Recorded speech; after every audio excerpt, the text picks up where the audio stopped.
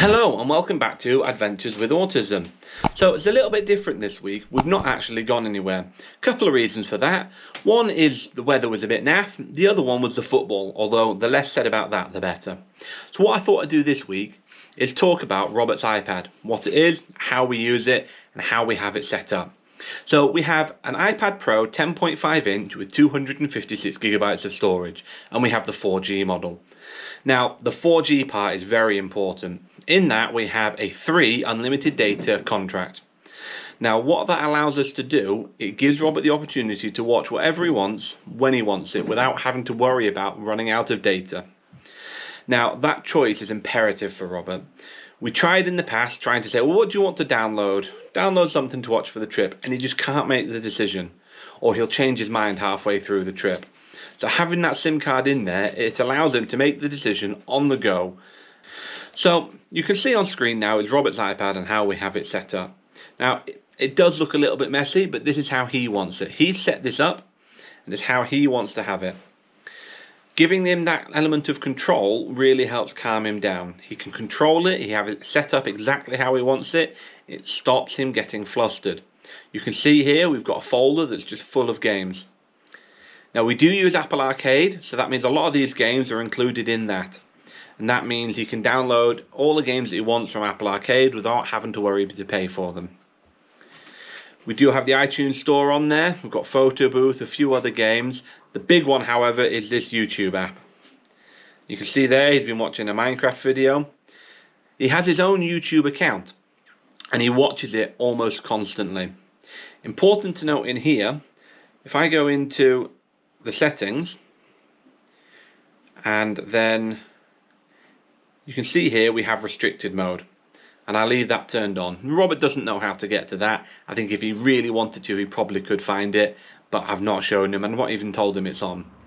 What it means is that it restricts adult content within YouTube. We have tried using YouTube Kids, and that is an app we use for James. However, the content on there just isn't suitable for Robert. He can't really get on with it. So he just watches YouTube constantly. And we do have YouTube Premium, as you can see in the top left. That's a shared family account. So that also means that there's no adverts for any of his videos. So he doesn't have to wait to play them. If I go into the settings on here, and then into screen time, you can see here how we have this iPad set up. Robert has his own Apple account, and that is added to my family. What that allows me to do, I can monitor this remotely. I can see his screen time. I can also control what he watches. I can set up restrictions whenever he wants. Now you can see on here we don't have any downtime, but if I wanted to, I could restrict when he can and can't use his iPad. We do use that for Louise. There are app limits in there. There are communication limits.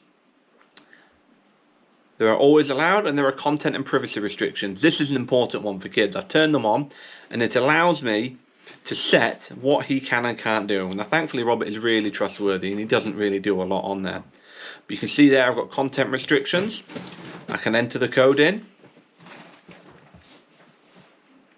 and I can set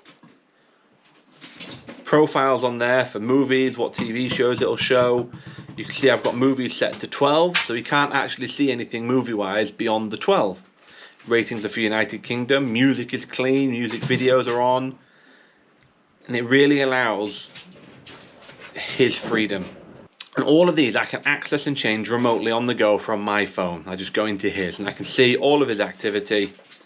You can see he's already used quite a lot. You can see here in the current period he's used 779 gigabytes. Now that is a lot. Now that is running from the 18th of September. So that is, in nearly 3 years, he's used 800 gigabytes. So that's getting on for 300 gigabytes a year. So it's about a gigabyte a day he's used on average. So it is a lot of data. But like I said, we've got the unlimited data SIM card in there. Now this iPad does have the option to use Touch ID. We don't use it for Robert because they struggle to get it set up.